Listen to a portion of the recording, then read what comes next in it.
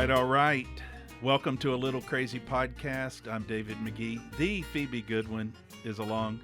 Phoebe, it's almost January. There is a trend that now happens every year where people ask themselves the question, is dry January a good idea or not? So we're going to talk about that today. Oh, I can't wait. Have you ever had any friends do dry January or is that, I think Not yet. It seems like more, it starts in the 20s. Yeah, I definitely think in the coming years I will see people because now that, you're out of college and you can't just drink whenever you want, people might begin to see they have a problem. That's right. But studies show that more people that do dry January, it's very popular beginning in the 20s because in college, like in January, maybe college is not back in yet and people don't want to do dry January. But then in their 20s, when they have a job and they have lives and family life, they can see that maybe this is impacting me. I feel fatigued. I feel tired. For whatever reason, maybe I should give this a try. And your body can't keep up the way it does. I think when you start to have that physical response, it's kind of your body being like, hey, I'm not 19 anymore. And, I've always wondered if you really didn't have the physical response when people were 19 and 20 and drinking, or is it just denial? Yeah, maybe. Because when you can sleep till 11, maybe you don't even know what's happening. But when you have a job the next morning, you're like, or a family like, oh, my 2-year-old is rattling over here and it doesn't feel good to me. Or I have to be at the office and I don't want to go. Right. And some of those things just don't feel good in general. But then when you have a hangover, it's just 10 times worse. Yeah. So here's the key, though. People ask themselves, should I do dry January or not? Here's who it is not for. As a non-drinker, is somebody who has a lot of experience in this, that is exceptionally qualified for this topic because I've helped so many people and helped myself around it. But I'll have friends come to me and go, well, I want to try dry January. And the rule of thumb generally is if you are a, heavy moderate to heavy drinker, dry January is not for you. Because often people in that description, number one, they put themselves at risk. So if you're a heavy drinker, 30 or more drinks a week, you will likely, where you're having 5 drinks a day or more, you will likely have withdrawal symptoms when you stop. So you need a bigger plan to probably assess of just like, you're going to go on a mini diet for a month. You're dealing with some risk there when you stop. But what happens is people in that situation often want to do it to prove to themselves and family or friends that they can stop.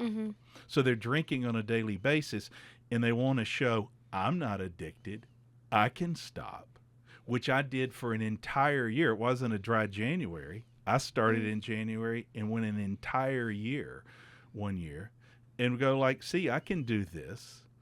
But the thing is, when you don't get down to the roots of those issues, when you start back, you're much more likely to binge. It'd be like, I'm never going to eat caramel cake again. And you love caramel cake so much, which I do.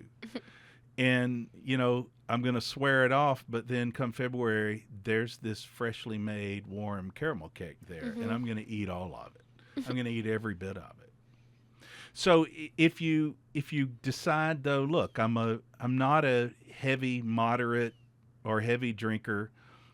I'm just somebody that I do drink routinely, a few drinks a week, or maybe a handful more, and I realize why am I doing that, and I would like to assess why, and I would like to reassess.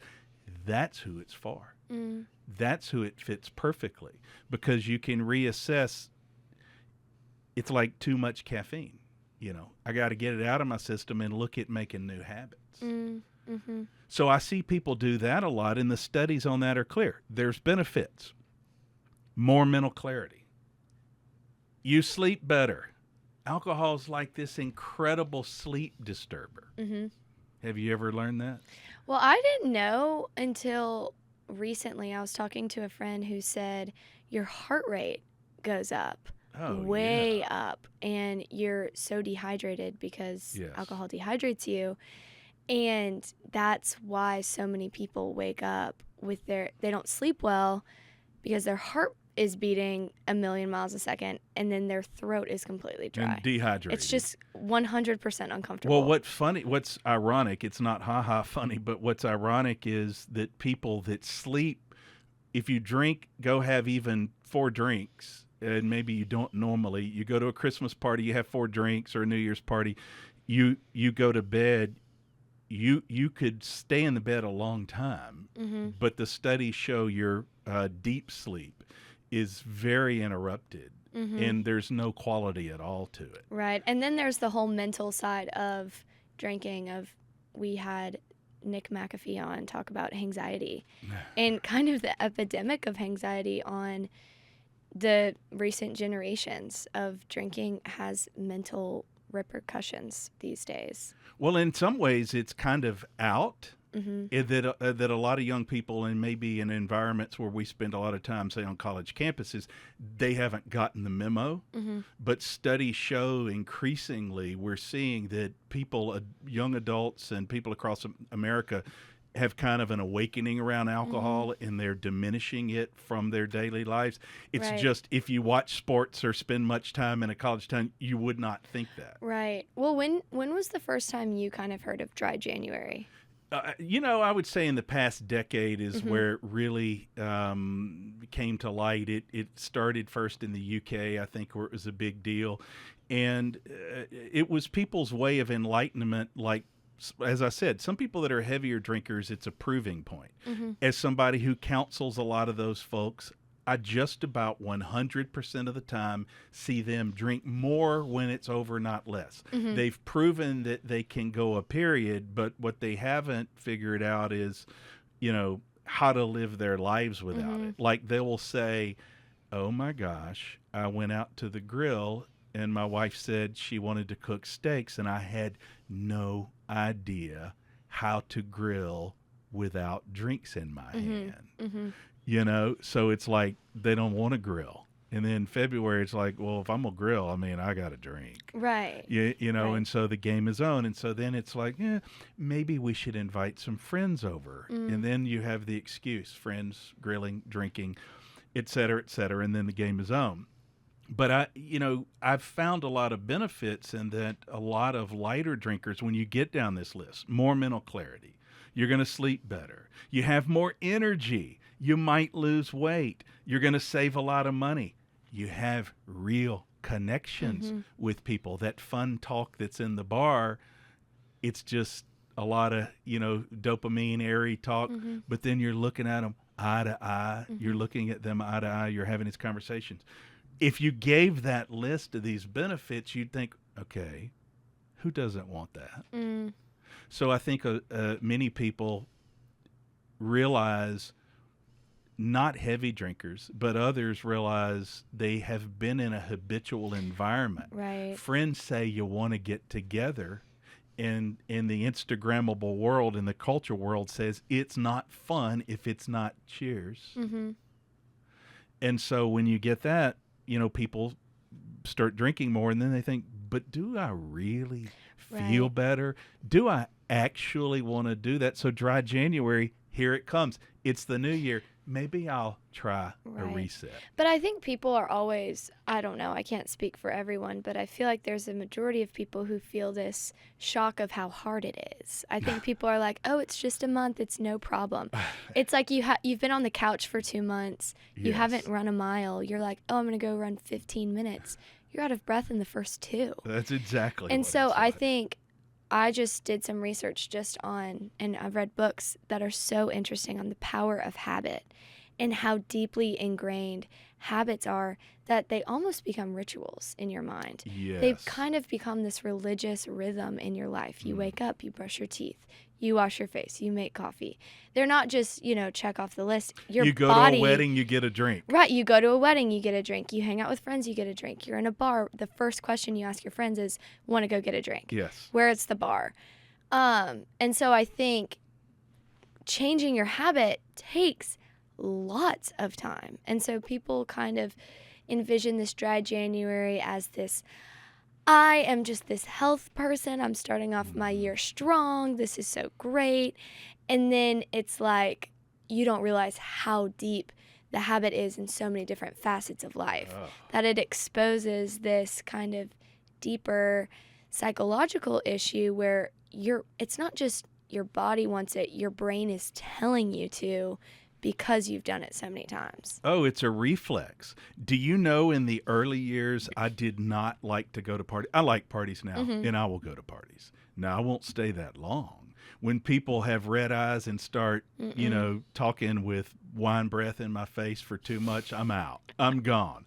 I'm like, that's not nearly as funny as you think it is, and I did it to people over and over again. But when people say to me, oh, that's cool, you don't drink. I mean, yeah, I think I could do that. I'm like, really? Have you tried going to a party and not getting a drink? And they're like, yeah, no. Most people I know don't know how.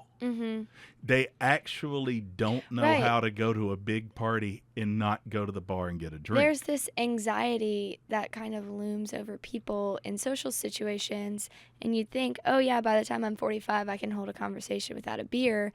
But when you've only been holding a conversation with someone when a beer is in your hand for the past 25 years, you'd be surprised what your brain has. It just says, I feel weird in conversation. So I did that. And so I first, years ago, more than a decade ago, when I had the 1 year of experiment. And let me tell you, it was not a great year in some respects, in that you've heard me say before, from a professional standpoint, crazy things happen. My line, I know I said on an episode on here before, I still get a royalty check from the book I wrote that year. Now that says something, because I have some other books I wrote in those periods around those years when I was drinking that I do not get royalty checks from. And I shouldn't, because they weren't that good. But this one book I wrote had all these lessons about, it was essentially a self-help book on business about continuous improvement and all that. And I thought, you know what? This has had a grip on me off and on, since early high school. I'm going to parties this way. And I realized I don't know how to do it. But then I go to a party and I don't like it. And my friends think I'm not as much fun because I wasn't.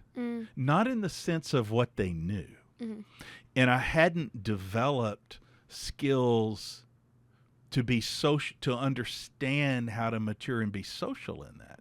So I tell people that's why I gave the grilling analogy, because I had a friend a couple of years ago who did it. He's like, yeah, I did this dry January, but it was no fun because he associated drinking with fun around so many areas that it was like, I'm getting a badge to prove to everyone I can do this.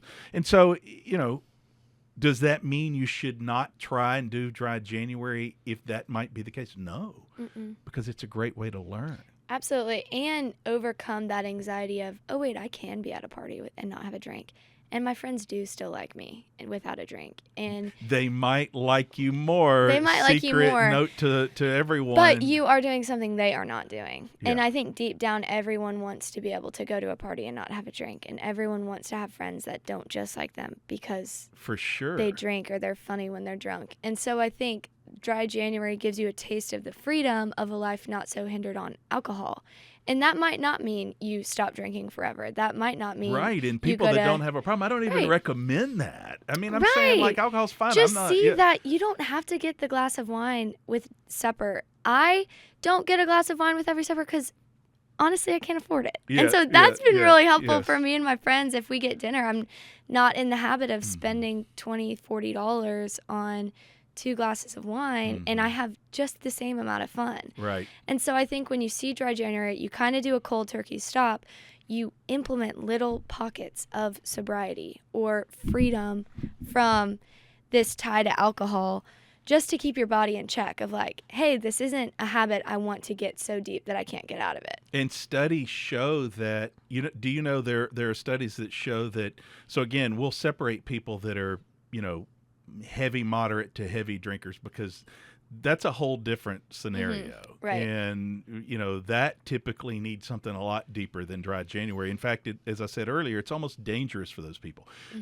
A lot of folks don't realize the withdrawal that comes from alcohol. As I said earlier, it's a real thing. You actually, if people are drinking multiple drinks a day, typically have to go to detox and need medical help detoxing. You talk about your heart rate going up. That happens because when you drink a lot, when it comes off of your body is withdrawing and your heart rate elevates. So if somebody's young or old, if they have a big binge episode, when that wears off, your body is haywire. Right. And so your heart will race and things happen. So when you're detoxing, that happens over multiple days, and it's dangerous for many people. I recall one time before that year, no, it was after the year where I said I won't drink, and I didn't. But then when I started back, having not dealt with anything, I drank more. And I remember one day thinking, yeah, I just won't have any, kind of like you're talking about, we're friends, like I'm not going to do that, mostly because it's costly. Well, I didn't, and my heart starts racing. And I remember kind of telling a friend, he's a doctor, I think, and he's like, oh, and I read in his eyes, he's telling me in his kind of paused response, you're drinking too much. You are withdrawing. And it really got my attention. Now, I will say, when I was your age, we didn't have a glass of wine with a meal at every time. And it wasn't a thing. And so guess what? I didn't drink that much. When I began, how it began that drinking escalated, and I would say the same is true for a lot of friends of mine, I began to think, oh, this is what you do for a nice dinner is you have wine. So then it becomes, your brain starts saying, well, we'll have a nice dinner every night, celebrate every day. So I'll have wine with dinner every night. And then it moved to 2. And then a couple of years later, guess what happened? It was 3. I had a friend tell me that the other day. He said, I'm drinking a bottle of wine a day now, and I'm thinking it's a problem I need to look at. And I was like, yeah. He said, it used to be like a glass of wine.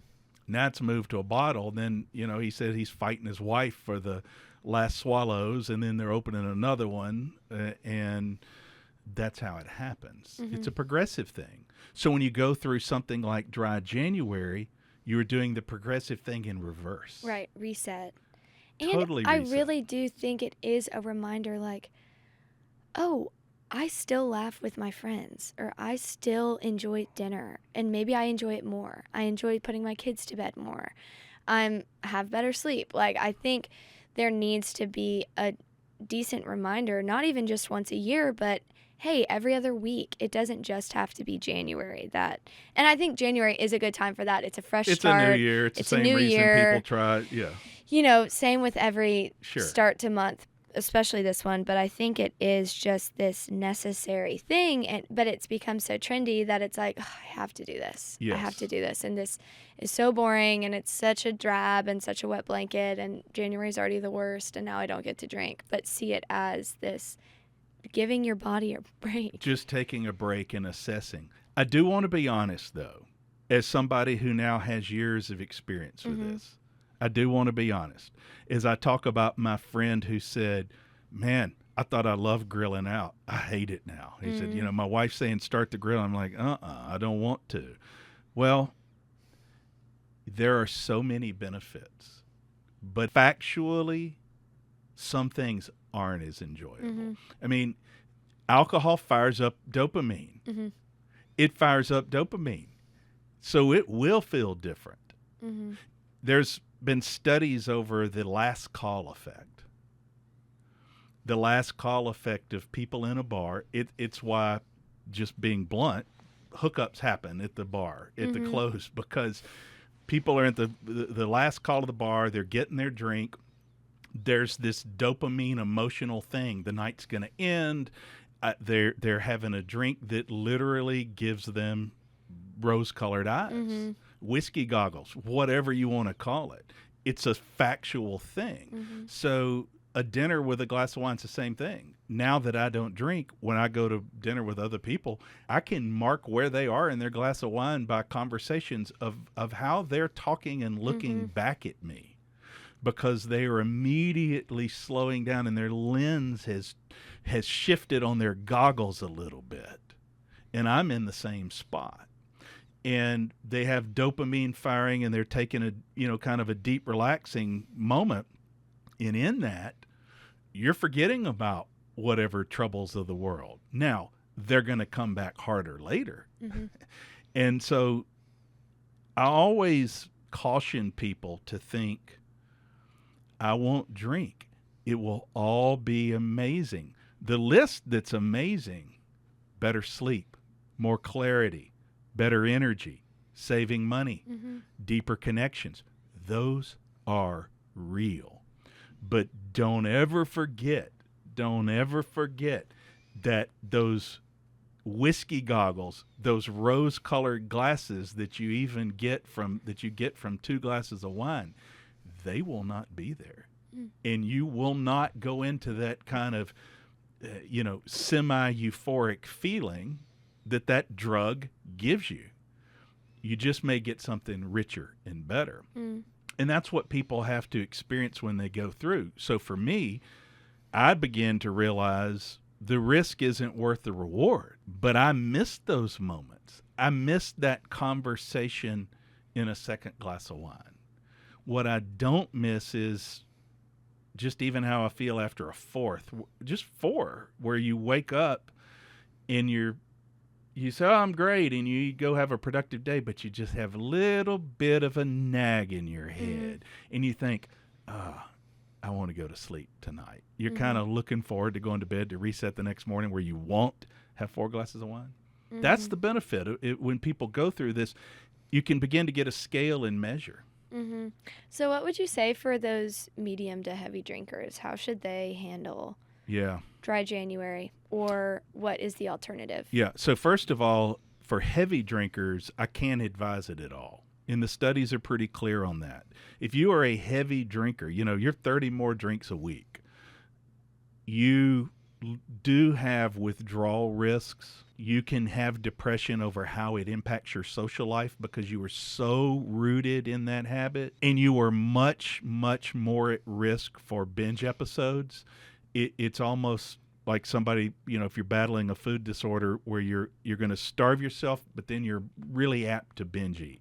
And then you feel bad about yourself and this thing starts going. So if people are in the heavy drinker category and you know that, this isn't your best. If you're asking yourself in that situation, is dry January worth it? Is dry January a good idea? For a heavy drinker, the answer is no. What you need to look at is drinking a good idea, period. And framing it around January, you're probably going to want some professional help with that. And you're going to need some professional help with that because you want to taper off. You want to have support.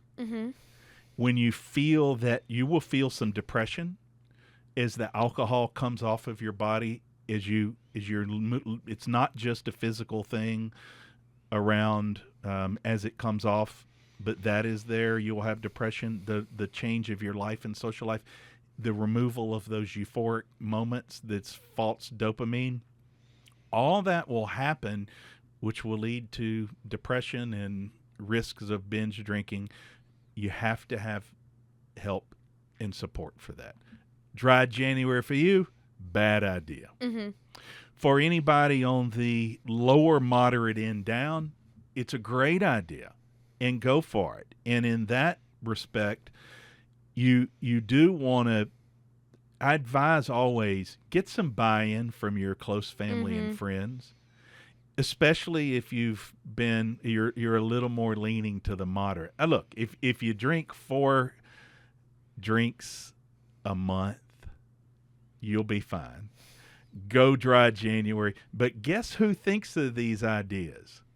Like people that I mentioned caramel cake because I have a caramel cake problem. Let me be clear. Yeah. I have a caramel cake problem. Clearly I do. I mean, seriously, clearly it's I do. Good. Yeah, it's so good. It's so good. And I can't stop. I will go get another piece, okay? Oh, my goodness. So if there's like no caramel cake January, I would be a candidate for Right. that. If caramel cake wasn't my thing, I'm not even a candidate. I know. I feel like if you have the thought of like maybe I should do dry January, then you probably should. Most people have that thought. They feel like, look, what you just said, it's very popular with people in their 20s, which you're there now. I'm there. You're there now. It's very popular. I think probably, 25 onward, where they're young professionals, often a young family, as we said earlier, and it is impacting their life. And Well, sometimes starting mildly. young. It's starting young, knowing, like, stopping the deepening of the habit, stopping it Yes. before it gets too deep to be reversed, or having to go to treatment or get professional help to change the habit. Because people think, Phoebe, they don't know how to identify somebody that has an alcohol problem. And so that's why they a lot of time want to prove, look, I'll go 30 days. I can do that. But that's not the definition of do you have an alcohol problem. Right. That is not the definition. The definition is, do you keep returning to it to detriment or when you don't want to? It's not healthy for you. It's bad for your liver, and you know that. You've been doing it now for 20 years, and you keep doing it. Right. Anyway, that's an alcohol problem. It's impacting your relationships and your work. You drank too much. You got in a fight with your partner that made no sense. Okay, I might need to assess, is this healthy for me? You don't like how you feel. It's making you put off things. It kind of makes you sad or depressed once the euphoria wears off. All these things are a litmus test.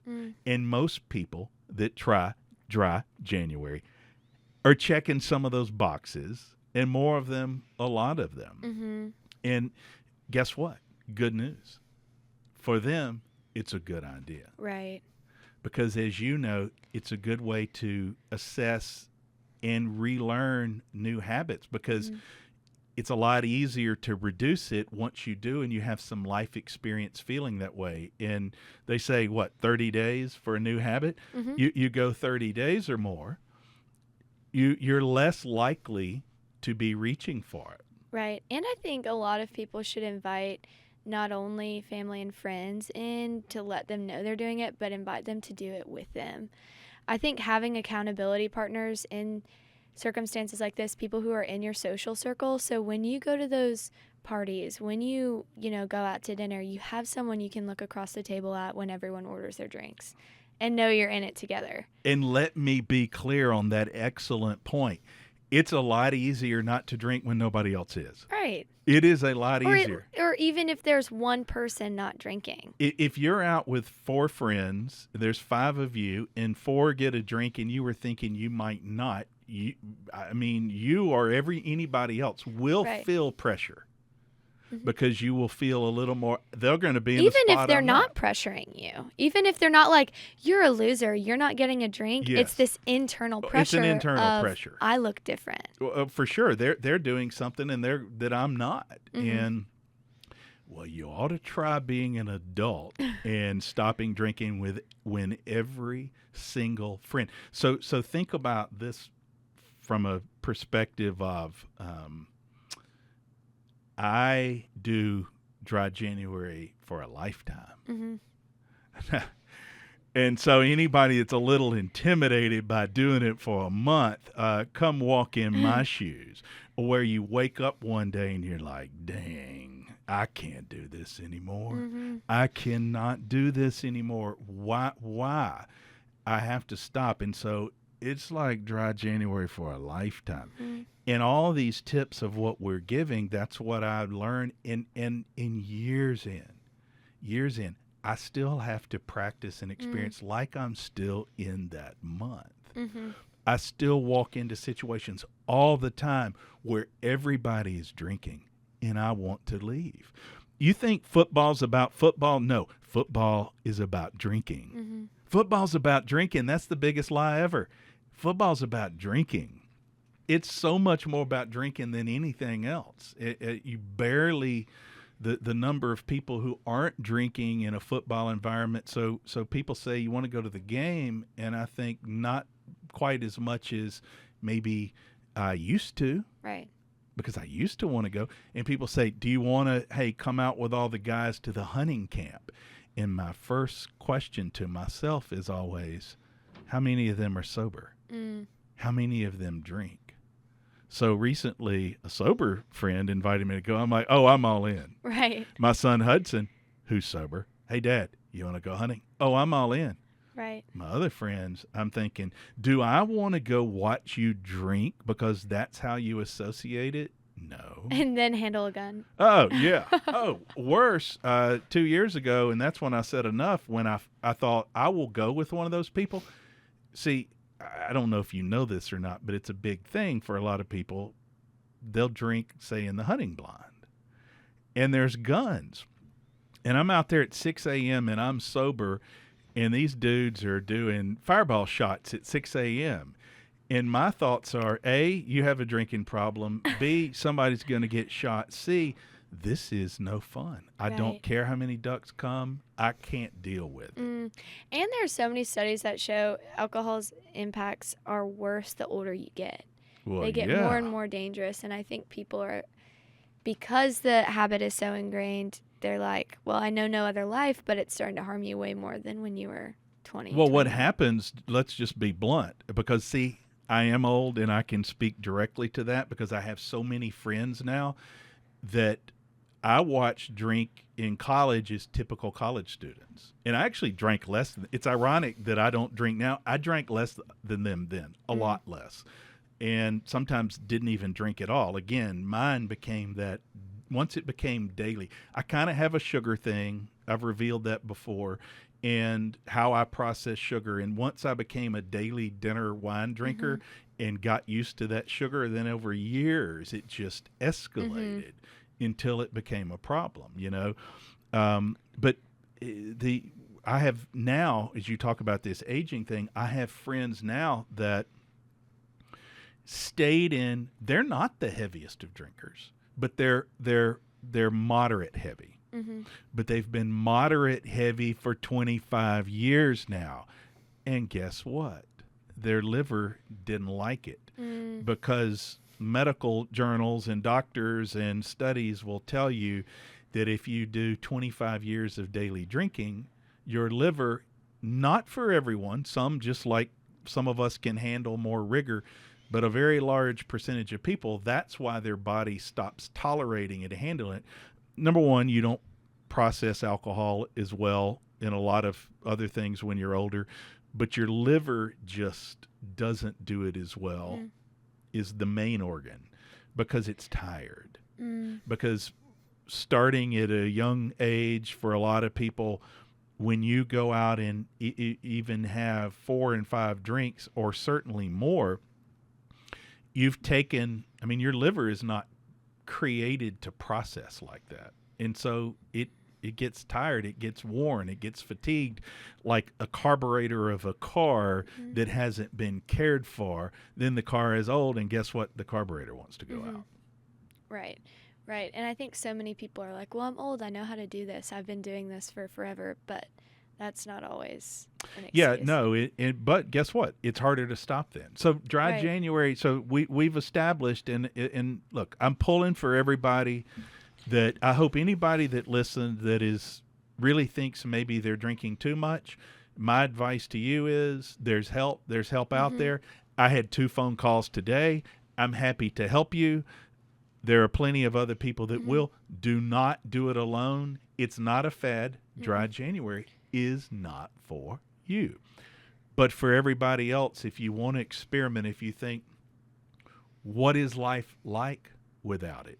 You know, my advice is give it a try. And I think you said either on this or before we began recording, the concept is, though, don't beat yourself up.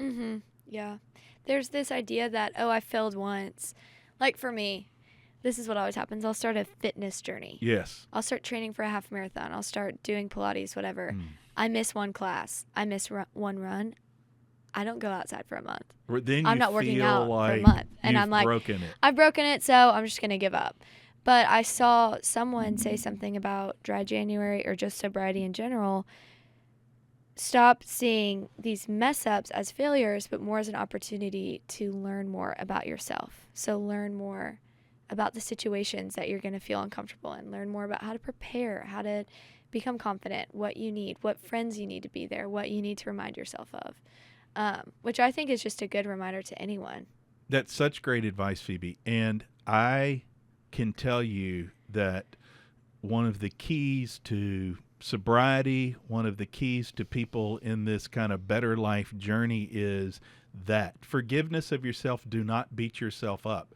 And if you're trying to just sure, set whatever boundaries or goals you want, but you are human. Mm-hmm.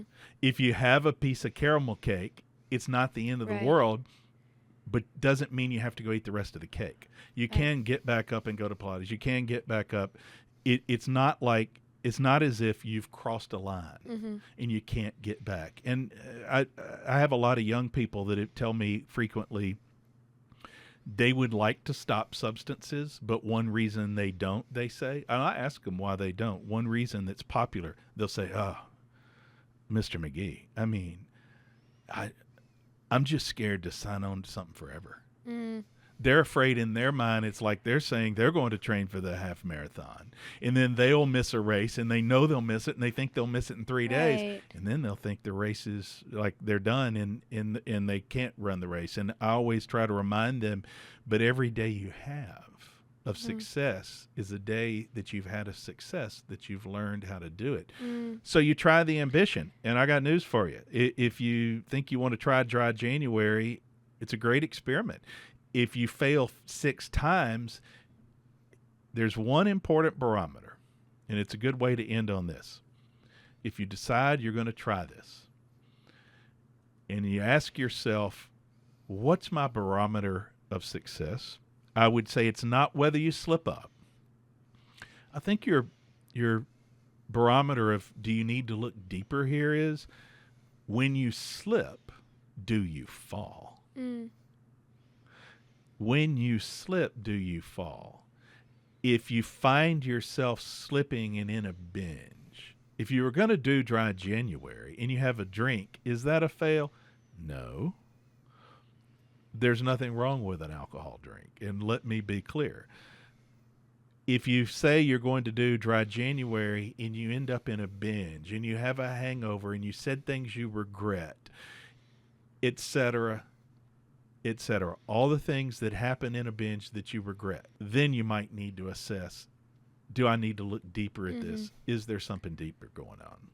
And that's the test and the proving ground of exploration it provides. And just being curious, just seeing where your cravings are and where your weaknesses are. Is it truly a weakness or not? And if it's not, but you've just decided you want to join the rest of society, which is now deciding that less alcohol is better, well, it's a great run. Give it a try.